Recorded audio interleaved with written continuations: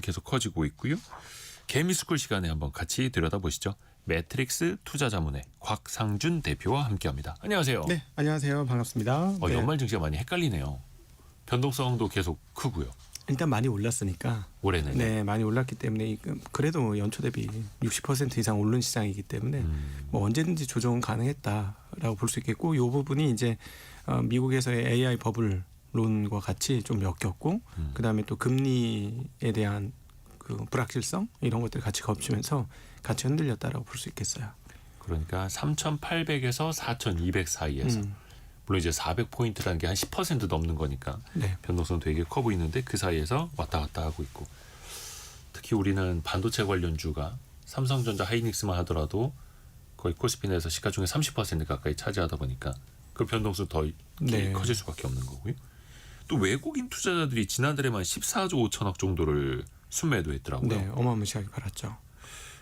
근데 역시 판 거 보니까 삼성전자 하이닉스인데 잘 팔리는 거를 파는 겁니다. 근데 이게 그 시가총액 비중이 크기 때문에 팔다 보면 어쩔 수 없이 삼성전자 하이닉스를 팔게 되는 건지, 네. 반도체에 대한 좀 부담감 때문일지 어떻게 봐야 돼요? 반도체에 대한 부담감이라면 마이크론 테크놀로지의 최근 그 회복이 네. 말이 좀 안 맞아요. 왜냐하면은 마이크론 테크놀로지도 같이 어려웠다 이러면은 같은 업종이잖아요. 네. 똑같은 회사들이거든요. 원투 펀치가 삼성전자 하이닉스고 세 번째 펀치가 마이크론 테크놀로지인데, 네. 마이크론 테크놀로지 지난 한 주 동안에 굉장히 많은 그 회복을 했습니다. 주가를 많이 회복했는데 그 삼성전자 하이닉스가 안 좋아서 판다면 마이크론만 좋을 리가 없거든요. 그리고 또 우리가 이제 현물 가격을 보면 디램 가격이라든가 그다음 디램 모듈 가격이라든가 뭐 심지어는 이제 낸드 가격, 이런 모든 가격들이 계속 오르고 있어요. 네. 그러니까 그 영업이익 전망치는 꺾인 게 없습니다. 그러면 어떻게 봐야 되느냐? 수급 문제로 보는 게 맞을 거고요. 요즘에 이제 제가 주식시장을 보면서 와, 이게 참 과거하고 많이 달라졌다라고 느껴지는 부분이 투기적인 세력들이 굉장히 많은 것 같습니다. 미국 시장 기준으로 사실상 2008년 이후로 끝없이 오르는 시장이거든요. 중간중간 조정을 했었습니다만 네. 결국은 회복해줘서 어떤 확실한 믿음을 줬죠. 우리나라 마치 강남 아파트 같은 느낌이에요. 갖고만 있으면 오른다. 미국 증시 대표 지수. 네. 네. 그러다 보니까 제가 보기에는 레버리지 사용이 굉장히 커진 것 같습니다. 그리고 또 최근에 그걸 제가 이렇게 왜 이런 추측까지 왔느냐면, 이번에 미국 시장이 나스닥이 고점에서 한 9% 조정받고 한국도 그러면서 같이 조정을 받았었는데, 그 9% 조정받는 기간 동안에 그 코인 같은 가격이 상당히 큰 폭으로 밀렸어요. 네. 네. 근데 이번에 미국에서 IT 버블로는 사실은 하나의 어떤 장식 같은 것이었고, 실제적으로 기류로 따져보면 미국 주식이 왜 이렇게 빠졌냐 보면 금리 인하에 대한 전망이 약화되면서였습니다. 그러니까 금리 인하에 대한 전망이 약화되자 시장이 크게 흔들렸다. 네. 이건 무슨 말이냐? 금리 인하를 안 하면 불리한 세력들이 꽤 많다라는 얘기거든요. 어떤 금융 레버리지 측면에서요? 그렇죠. 그러니까는 금리 인하를 생각하고 돈을 빌려서 투자를 하고 있는 세력들이 네. 돈값인 그 금리를 안 내린다고 하자 상황들이 스텝이 많이 꼬인 것이죠. 그걸 기대했던 것들을 다시 되돌리는 과정에서 시장이 빠진 것이고, 그런 세력들 입장에서는 이 시장의 가격이 빠지자 레버리지를 많이 키웠으면 어디 쪽에서는 마진콜이 났을 가능성이 있거든요. 네. 근데 과거하고 좀 다르다고 느끼는 건, 다 예전에는 주식을 투자하는 사람은 주식을 투자하고 채권은 채권을 하고 뭐 이렇게 각 섹터별로 구분이 되는 흐름이었거든요. 네. 근데 지금은 전부 다 하는 것 같아요. 전부 다. 그래서 그 어느 한쪽이 무너지니까 예를 들어서 옛날 같으면 위험자산, 안전자산의 구분이 있었어요. 그렇죠. 예, 그럼 뭐 채권과 주식은 각각 안전자산, 위험자산으로서 방향성이 바뀐다던가 다르게 간다던가. 그러니까 주식 가격 떨어지더라도 채권 가격은 강세 이렇게 갔었는데. 그렇죠. 이번에는 모두가 다 떨어졌거든요. 심지어 금 가격도 떨어졌어요. 맞아요. 네, 이 말인즉슨 모든 자산에 투기적 자산이 지금 관여하고 있다라는 것이고, 그 투기적 자산을 근간을 흔드는 가장 강력한 요인은 안전자산, 위험자산의 개념이 아니라 금리다. 그런 것이고, 그러니까 이 친구들이 돈이 급하니까 빨리 돈을 마련할 수 있는 데서 돈을 마련했다라고 보는 게 저는 개인적으로 전체 시장을 읽는데 이런 시각으로 보면 이해가 됩니다. 그러네요. 예, 그래서 삼성전자 하이닉스는 던지면 팔리는 주식이었거든요. 왜냐하면 유동성 좋으니까 시총도 네. 크고. 사실은 뭐 미국하고 큰 나라들 몇 개 빼고 이렇게 던졌을 때 잘 팔리는 주식이 있을까 싶을 정도로 잘 팔려요. 왜냐하면 전망이 너무 좋았거든요. 그냥 전망이 좋다는 전망이 계속 나오니까 사람들은 긍정적으로 보는 사람들이 꽤 많았고, 그러니까 던져도 가격이 크게 훼손되지 않으면서 다 팔 수 있었던 거죠. 그러면은 사실상 지금 가격에서 손실 난 사람이 얼마나 되겠어요. 또 그거를 대한민국 개인 투자자들이 조 단위로 받아내고 하니까. 네. 그러니까 그 돈을 땡기기가 제일 쉬웠고 거의 ATM기처럼 돈을 뺏은 거죠. 손실 별로 없이. 그러니까 사실 옛날에도 그런 표현 많았죠. 네. 특히 아시아 시장에서도 대한민국이 외국인의 ATM기와 같다. 그러니까 그만큼 현금 유동성이 좋은 시장이다. 네네. 이게 또 안 좋을 땐 되게 안 좋은 표현이긴 한데요. 네, 그렇죠. 그래서 그렇게 보시면 최근에 있었던 조정 장세가 전반적으로 이해가 되고 업황하고 상관없이 삼성전자 하이닉스가 빠지는 것도 이해가 됩니다. 근데 물론 뭐 하이닉스 10월달에 2배 올랐어요. 9월, 10월만 따져도 엄청난 랠리였죠. 네, 예. 그러니까 조정은 언제든지 있을 수 있는 너무 많이 올랐기 때문에 물론 미래는 매우 좋습니다. 네.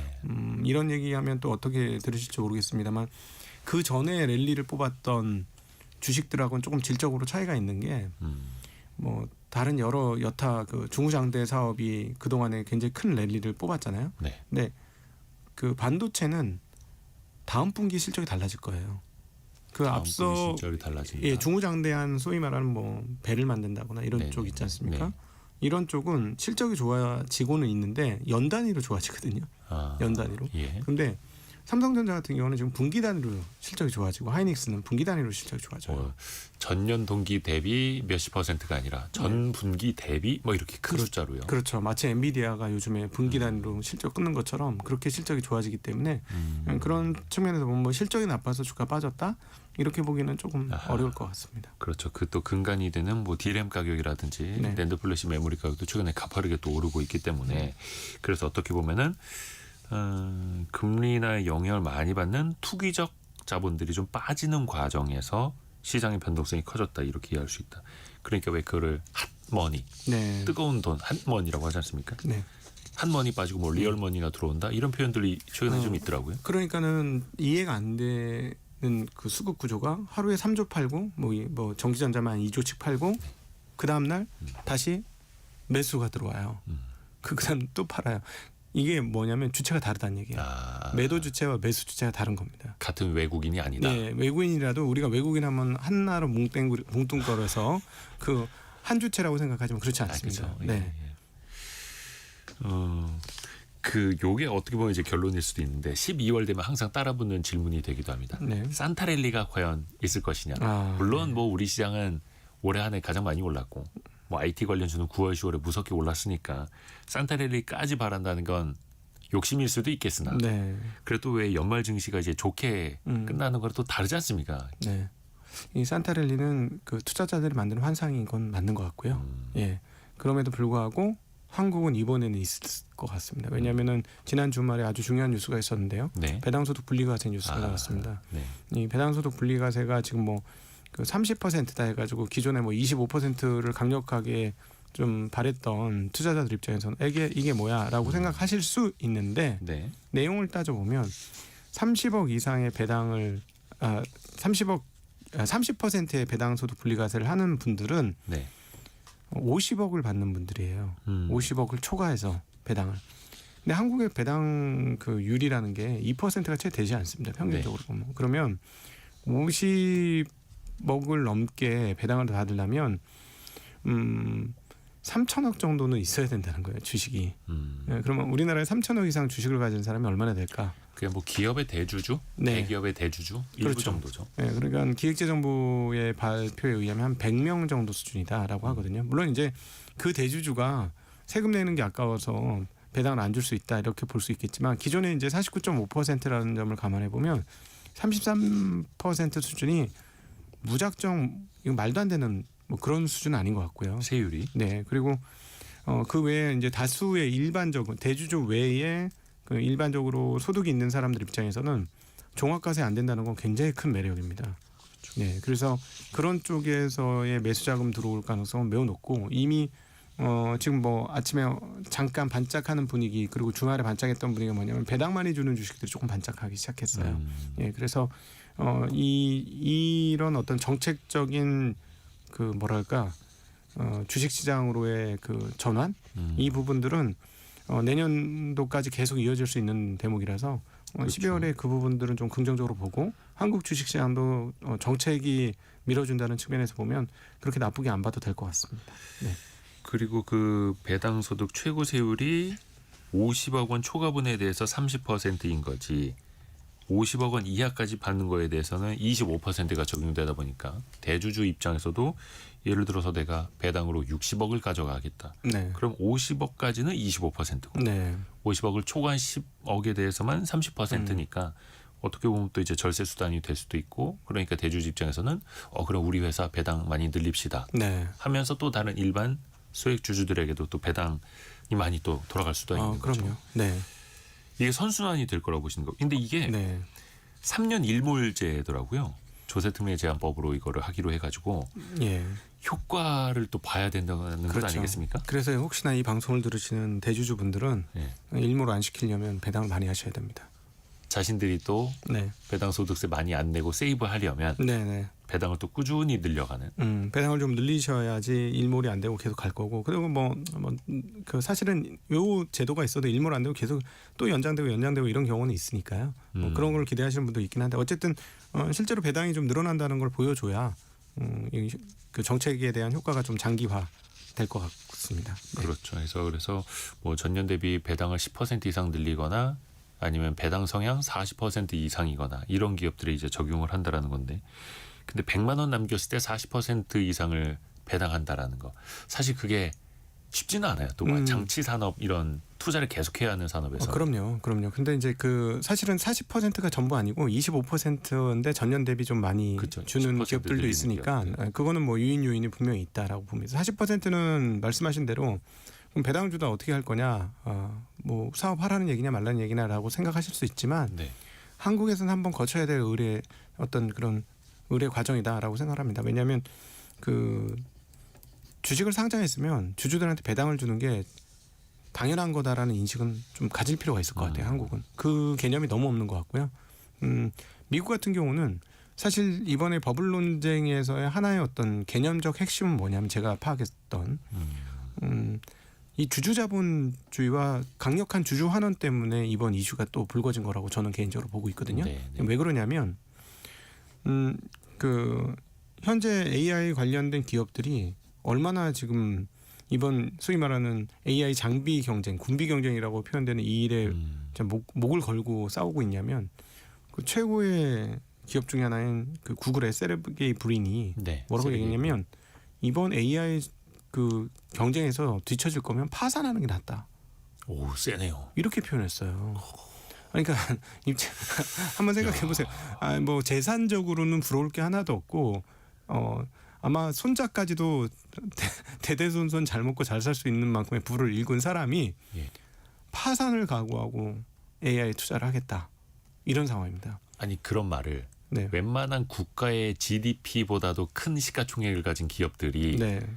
그렇게까지 말한다고요? 네. 그런 상황이죠. 그러니까 지금 뭐냐면 그 테크 기업들의 수장들은 이거 빨리 선점하지 못하면 우리의 영화는 끝나. 뭐 이런 어떤 위기감이 있는 것 같아요. 여기서 지면 끝이다. 네, 왜냐하면은 보시면 아시겠습니다만 뭐 최근에 이제 제약업체가 하나 들어가긴 했습니다만 세계 탑10 기업의 거의 대부분들은 사실상 설립된 지 그렇게 오래되지 않은 한 세대짜리 기업들입니다. 테크 기업들. 네, 그리고 다 인터넷, 온라인 뭐 이런 기업들이에요. 인터넷을 기반으로 성장한 기업들인데 그러다 보니까 이게 이제 이 기업들 입장에서는 완전히 새로운 자기네가 인터넷으로 성장한 것 같은 그런 똑같은 궤적이 시작됐다라고 판단을 하는 것 같습니다. 그래서 이제 강력하게 움직이는 것 같고 그러니까 미국에서는 어떤 일이 벌어지고 있냐면 테크의 수장들은 지금 투자하지 않으면 우리는 뒤처지고 네. 우리의 미래가 없다라고 생각하니까 투자를 더 해야 되고 그런데 미국의 강력한 주주환원 제도 때문에 주주환원을 계속해 줘야 되는 거예요.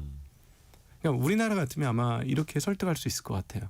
우리 이번에 장비를 충분히 이렇게 구축해야만 내후년 이후부터 또 사업을 잘 할 수 있으니 주주분들 조금만 양해해 주시면 저희가 한 2년간 배당 안 하고 그 돈으로 열심히 설비 증설해서 다음번에 더 좋은 환원을 하겠습니다 하면 한국 분들은 오케이 할 것 같거든요. 우리나라는 늘 그래왔죠 사실은. 네. 너무 지나치니까 탈이지. 그렇게 해놓고 안 하니까 문제인데 하여튼 그렇게 하면 이제 받아들일 것 같아요. 한국 네네네. 주주들은. 근데 미국 주주들은 못 받아들여요. 그동안 해온 게 있으니. 예, 그러니까 어떻게 해야 되냐면 주주환원은 주주환원대로 해야 되고 설비증설은 설비증설대로 해야 되는 거예요. 그냥 돈이 엄청난 돈을 그 동안에는 뭐 이중으로. 벌었기 때문에 다 양쪽 커버하고도 남았습니다. 네. 근데 이번에는 설비증설이 너무 많아진 거죠. 그러니까 이제 어쩔 수 없이 채권을 통해서 자금 조달을 시작한 거죠. 그래서 그로 인해서 이렇게 채권을 발행해서 이거 괜찮겠어 하지만 사실은 이 회사들의 현금 흐름을 보면 뭐 아마존이나 이런 회사들 보면 뭐 채권 발행한다고 문제가 될 건 아닙니다. 절대. 그러니까 이제 채권을 발행하자마자 막 경쟁률이 엄청나게 높았거든요. 채권 사겠다는 경쟁률. 그러니까 한국의 모양새하고 다르게 저쪽에 지금 채권 발행과 자금 조달 그래서 그로 인한 IT 버블론 이런 것들은 사실은 어떤 측면에서 보면 주주환원 강력한 주주환원이 만들어낸 어떤 풍경이다라고도 또 해석하는 게 큰 무리는 아닌 것 같아요. 이게 대한민국 시장에서는 기업들이 배당 안 하고 네. 설비 투자 더 하고 그러니까 증설해서 생산량 더 증대시켜서 매출 증대 일으키면 그게 주주환원이야라고 하는 게 우리의 고착된 사고였는데 네. 미국은 무슨 소리야 주주환원 해야지 네. 배당 많이 늘려야지 꾸준히 늘려야지 이런 게 또 이제 기본적 사고였는데 그래서 이제 AI 시대는 이게 또 달라지고 있어요. 미국 주식 투자는 어떻게 하셔야 되냐면 폭락했을 때 하시면 됩니다.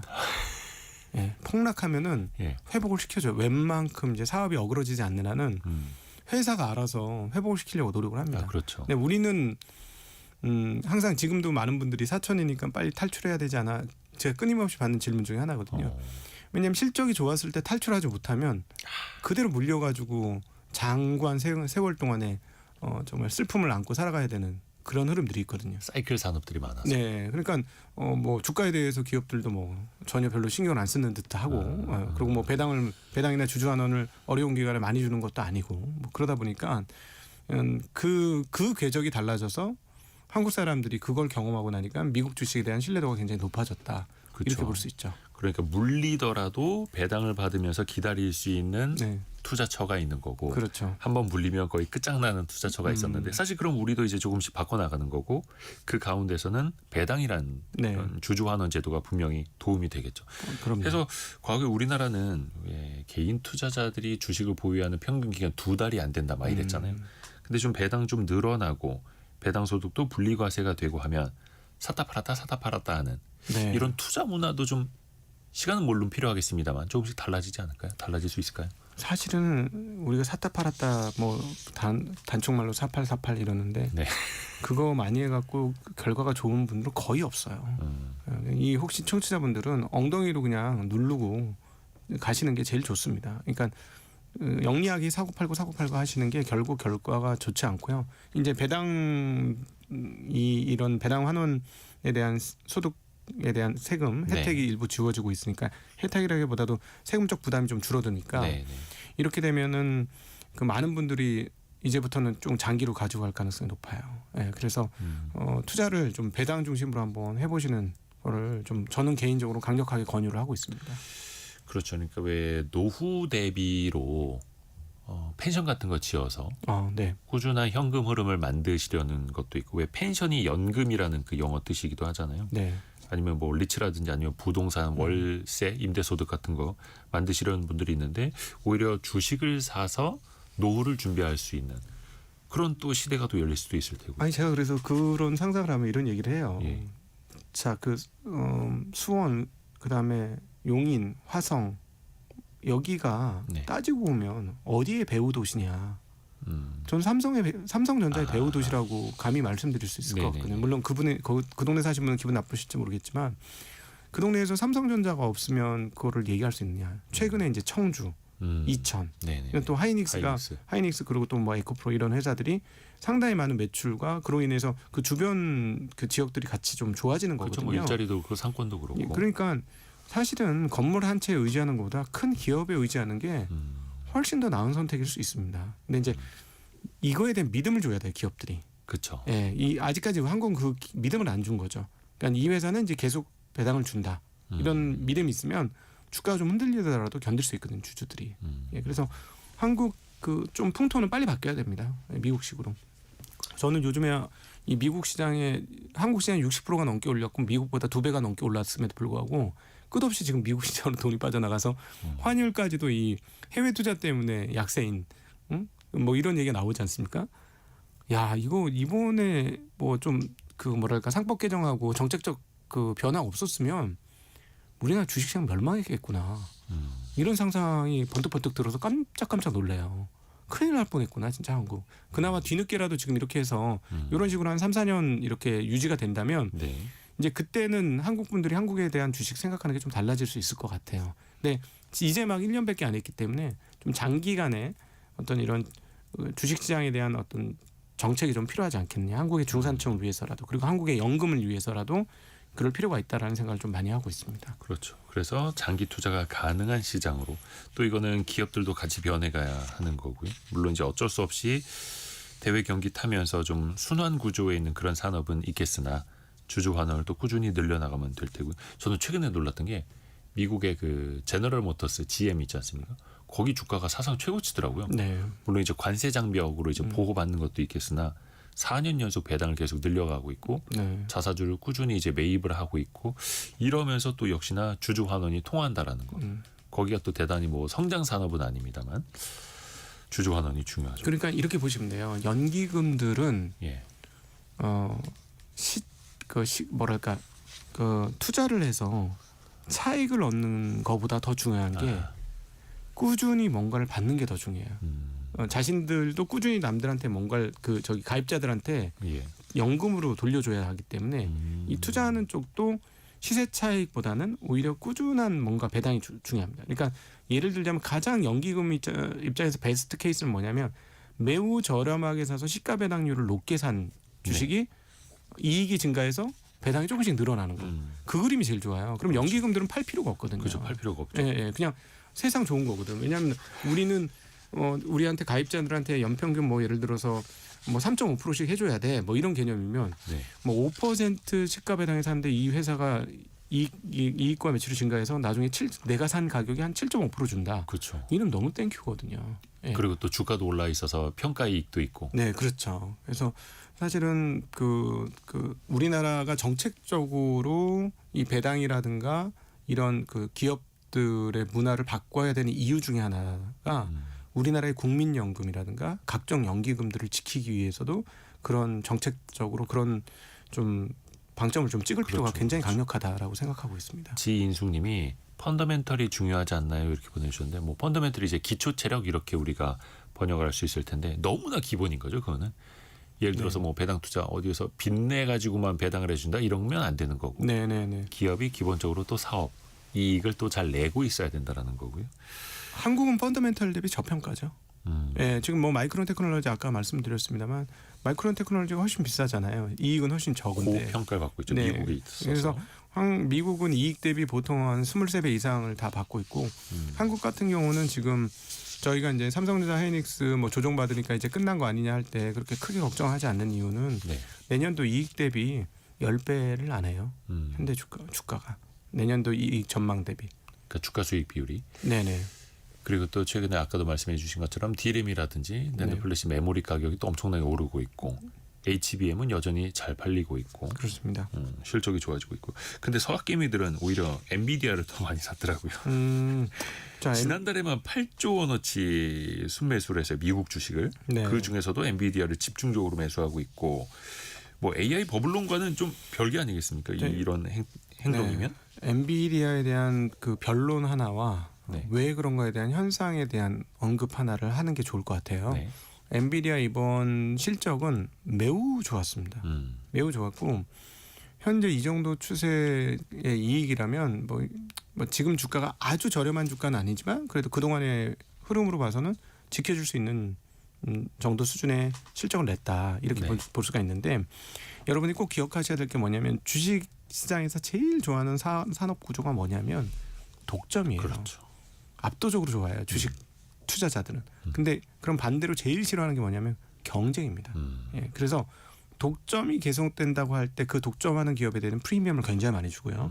근데 경쟁이 치열해졌다 이러면은 할인이 막 들어갑니다. 근데 이번에 일단 구글의 TPU가 엔비디아의 GPU를 대체할 수는 없다고 봐요.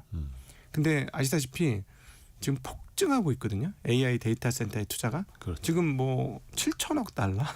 지금 국가 예산보다 더 많이 투자를 우리나라 예산보다 더 많이 투자한다는 거예요. 한 해에 투자하는 빅테크 기업들의 총 그 합비, 그러니까 네. 그렇게 어마무시하게 투자를 하는데, 근데 문제는 뭐냐면 GPU 공급이 원활하냐라고 하면 그렇지 않습니다. 예, 그러니까 가격이 그렇게 비싸고 마진율이 높은 거죠. 그러니까 다른 국리를 구글에서 했고, 그래서 이제 TPU라는 걸 만들었는데, TPU를 만드는 구글 입장에서도 원래 여기서 목표하는 바가 GPU 시장을 다 따라잡겠다 이게 아니라 한 시장의 한 10% 정도를 잡았으면 좋겠다는 거예요. 그 말인즉슨 GPU 시장도 늘어나고 TPU 시장도 늘어나는데 네.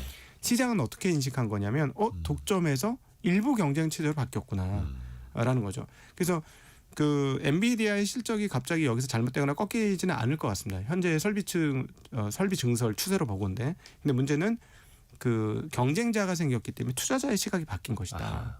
이렇게 보시는 게 맞을 것 같아요. 그래서 항상 주식을 보실 때는 펀더멘털을 보실 때 선행성을 같이 생각해서 보셔야 돼요. 이거 좀 이제 어려운 얘기가 될 수 있는데, 항상 우리는 앞으로 어떻게 될까를 생각하거든요. 투자자들은. 또 주식은 엄청 앞서가니까. 네, 그러니까 앞으로 어떻게 될 거야? 앞으로 어떻게 될 거야? 하니까 남들보다 한 자리 먼저 앞서서 자리 잡고 싶어해요. 네. 그러다 보니까 실제로 펀더멘털이 나오기 6개월에서 1년 전에 주가는 반영이 됩니다. 그래서 심지어는 기대가 큰 거는 4, 5년 먼저 반영하기도 해요. 그래서 펀더멘털이 중요하다라고 펀더멘털을 보고 투자를 했는데 주가가 그때부터 빠져. 그럴 수 있습니다. 우리나라 옛날에 반도체가 대표적으로 그런 흐름이었는데, 실적이 피크를 치고 나면 그다음부터는 갑자기 실적이 급하게 꺾일 수도 있는 쪽은 일찌감치 사서 일찌감치 팔지 않으면 펀더멘털 보고 하면 오히려 그 뭐랄까 뒷북을 울리는 그런 상황이 되기 때문에 그거는 꼭 기억하셔야 합니다. 예. 반도체도 또 어쩔 수 없이 경기 순환을 또 타는 경기 민감 업종이기도 하니까요. 또 이야기할 게 굉장히 많은데, 일단은 오늘 개미스쿨 시간은 매트릭스 파트너스의 곽상준 대표와 함께하고 있고요. 또 현재까지 들어와 있는 뉴스 정리해드리고 곽상준 대표와 이야기 이어가겠습니다. 라디오 정보센터 다녀옵니다. 그리고 뉴스 중에 다음 달 3일이라고 표현해드렸던 이번 달입니다. 예, 12월이 됐기 때문에 12월 1일 이재명 대통령의 특별 담화가 오는 3일에 있을 예정이라고 하죠. 요거 한 번 더 그 정정을 해드리고요. 성공예감 이대호입니다. 2부 시간 함께하고 계시고요. 10시 38분 함께하고 계십니다. 개미스쿨 시간 매트릭스 투자자문의 곽상준 대표와 이어가겠습니다. 오늘 증시가요. 코스피가 0.18% 빠지고 있는데 코스닥은 1.57% 오릅니다. 지난 금요일에도 그랬고요. 갑자기 코스닥이 뒤늦게 좀 시동이 걸렸습니다. 왜 그럴까요? 네. 코스닥 그 활성화 대책이 나왔어요. 네, 그 건이 이제 기대감을 자극하면서 이렇게 크게 작동을 하고 있는 상황인데요. 뭐 일단은 뭐 그 안을 보면은 투자자들 코스닥 벤처 펀드라는 게 있거든요. 네. 벤처 펀드에 투자를 하면 소득 공제를 좀 줍니다. 그래서 기존에는 한 3천만 원인데 이걸 5천만 원까지 늘려준다라는 안이 하나 있었고, 요 안은 그러니까는 벤처 펀드니까 코스닥이 직접 투자한다기보다 앞으로 코스닥 상장할 기업이나 이런 데다 투자하는 돈들이거든요. 네. 그러니까 거기에 펀드에 돈을 넣으면 소득 공제하니까 소득 공제를 5천으로 늘려주니까 더 들어올 거 아니냐 하는 기대감이 하나 있고요. 그다음에 이제 좀비 기업 상장 폐지 활성화를 시키겠다. 저는 이 뉴스가 굉장히 크다고 보는데 내년까지 이제 시가총액 150억 이하는 퇴출하고 그 다음에는 200억, 그 다음에는 300억, 그 다음에는 500억 이게 단계적으로 시가총액 낮은 업체들을 퇴출시키겠다는 내용이 있었습니다. 네. 이 뉴스가 왜 크냐면 한국의 코스닥은 고질적으로 지수는 제자리인데 시가총액이 늘어나는 구조였어요. 끊임없이 새로운 기업들의 IPO를 계속해서 받아냅니다. 그래서 그렇죠. 가만히 앉아 있으면 시가총액이 계속 늘어나는 거예요. 근데 지수는 하나도 안 올라가는 거죠. 이거는 코스닥만 그런 게 아니고 우리 코스피 시장도 마찬가지였어요. 그동안에 지수 상승에 비하면 요번에 오른 거 바로 직전에 본다면 지수 상승은 얼마 안 됐는데 예. 시가총액 상승은 기록적인 상승을 합니다. 세계적으로 지수 대비 시가총액 상승이 가장 큰 나라가 한국이었어요. 네. 그러니까 지수가 그대로라는 거는 실제 주가는 오른 게 거의 없는데 네. 신규 상장, 네, 그렇죠. 유상증자 등을 그렇죠. 통해서 시장에서 돈만 빨아들여서 몸집만 커졌다. 그렇죠. 이거는 저는 거래소가 한번 대우각성할 필요가 있다라고 저는 개인적으로 생각을 하는데 예. 어떻게 생각해요? 이거 쉽게 얘기하면은 일반인 관점으로 보면 거래소라는 건 일종의 백화점이거든요. 그러면 백화점에서 품질 관리를 해야 되는 게 기본 아니겠습니까? 근데 끊임없이 장사치들을 계속 넣고 제품은 뭐 좋은 제품하고 불량 제품하고 막 섞어서 파는 거예요. 그리고 무조건 시장만 키우면 된다는 무슨 그걸 지상과제로 알고 계속해서 그 유인만 시킨 거거든요. 그럼 나중에 사람들이 그 백화점 안 가죠. 안 가. 그래서 지금 미국 간 거예요. 결론적으로. 그래서 어떤 측면에서 보면은 정책 당국도 중요합니다만 이 거래소가 잘해야 됩니다. 제가 보기에는. 그러니까 코스닥 시장이 이 모양 이 꼴이 된 것은 이런 그 영향이 굉장히 커요. 그러니까 그 와서 이상한 기업들 계속 유지시켜주고 그리고 그 뭐 예를 들어 뭐 마치 작전 냄새 나는 것처럼 막 주가 한번 몰랐다 다 없어지고 사그라지고 예 그런 일들이 너무 많았거든요. 그러니까 신뢰를 지켜야 하는데. 그럼요. 그러니까는 시가총액 좀 커지면 다 거래소로 이동하지 않습니까? 내가 부족하니까 여기 상장했다가 나 자리 좀 잡으면 나도 번듯한 시장에 가고 싶어. 뭐 이런 느낌인 거죠. 내가 코스닥이라는 학교에서 전교 1등을 하고 있는데 네.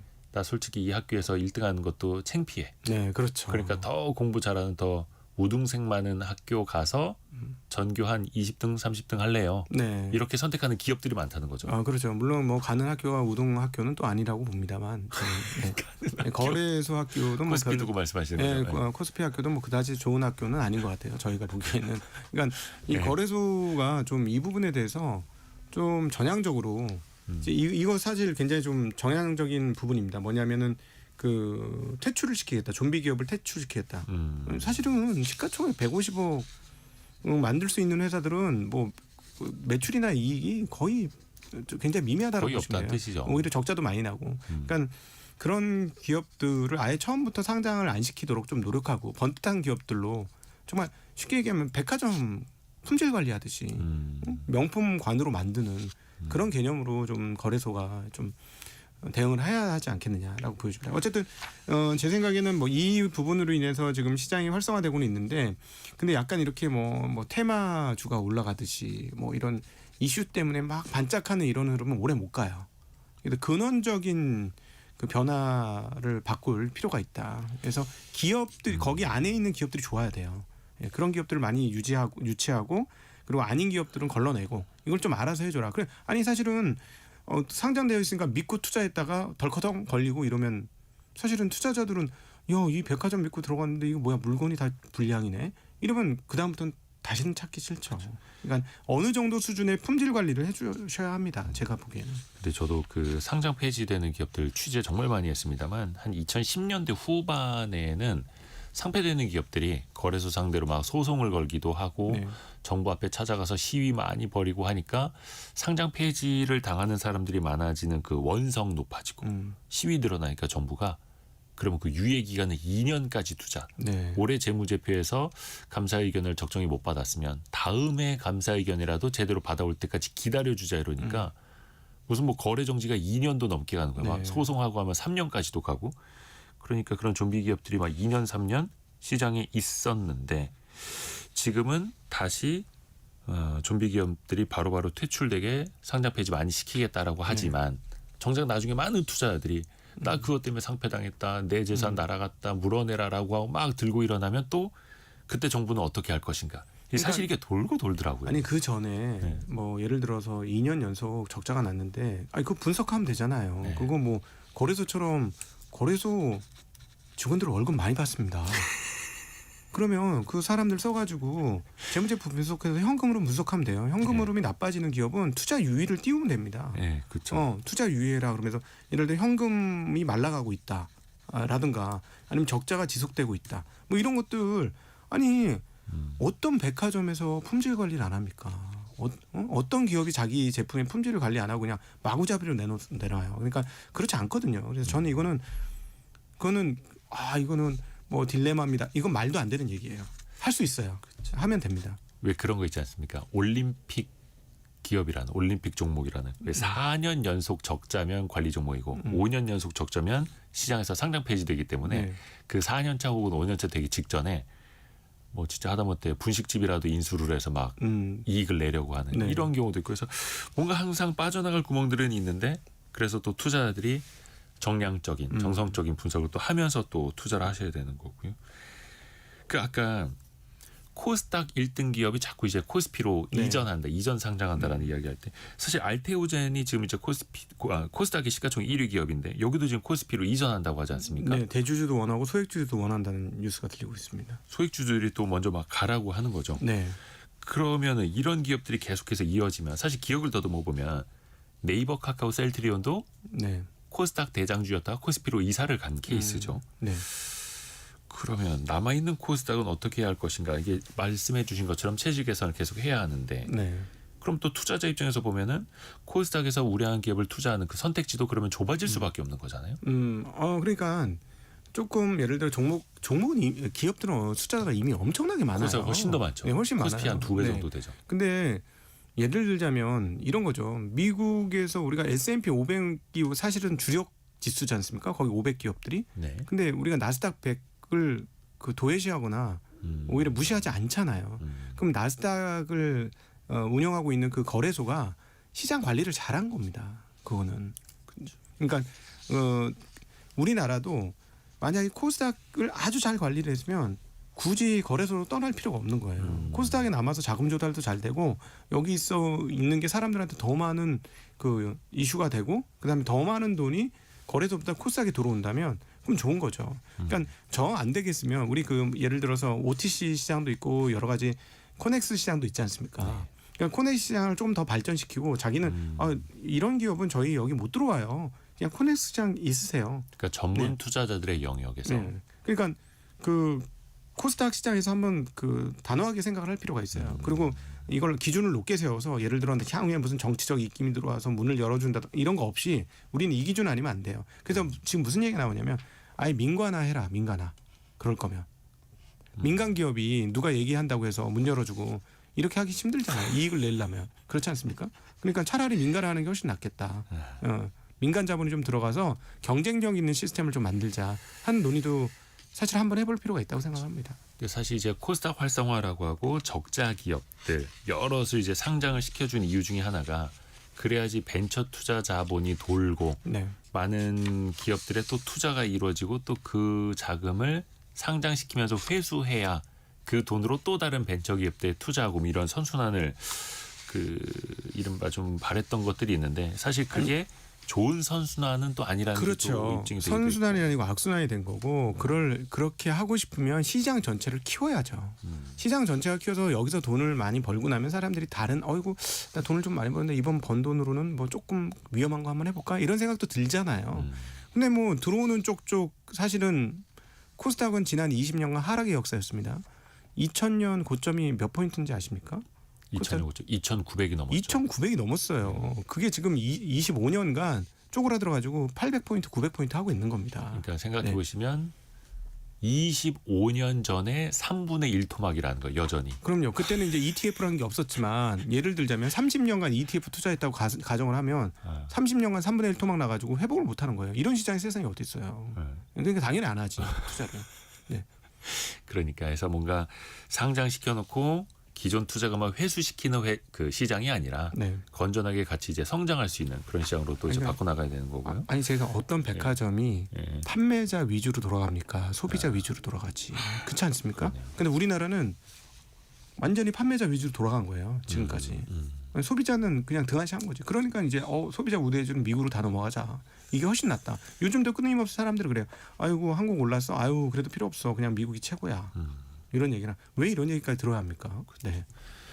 코스닥이 현재 1.67% 오른 928 정도를 나타내고 있는데 이게 단기적으로만 볼 게 아니라 네. 정말 건전한 우량한 시장으로 만들어가죠. 이게 코스닥이랑 이름 자체를 나스닥에서 차용을 한 거니까. 그럼요. 예, 네. 나스닥 좀 흉내를 잘 내야죠. 그러니까 낼 거면. 나스닥에 그 좋은 기업들이 왜 굳이 아직까지 나스닥에 남아 있겠어요?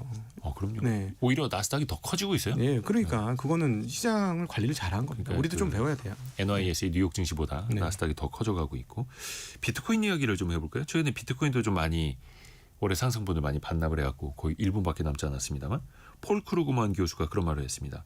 비트코인 폭락은 트럼프 대통령 때문이다. 이게 트럼프 대통령의 뭐 영향력이 약해져서이다? 그런 이슈를 타는 걸까요? 어떻게 보세요? 뭐 거기까지는 제가 얘기할 수 있는 건 아닌 것 같고 딱 하나 기억하실 게 예. 유동성과 가장 밀접한 적합한 자산이라고 표현하는 게 바로 저는 코인이라고 생각합니다. 유동성. 네, 이번에 유동성 타격을 한번 세게 받았고요. 그러면서 이제 기술주하고의 괴리가 한번 벌어졌어요. 그래서 이제 지금 코인 쪽에서의 그 과제는 마음에 입은 상처를 회복해 줄 수 있을 것이냐 여부입니다. 근데 하나 또 기억해야 될 게 지금 떨어지기 전에 연초 대비 1년간 100% 정도 올랐었어요.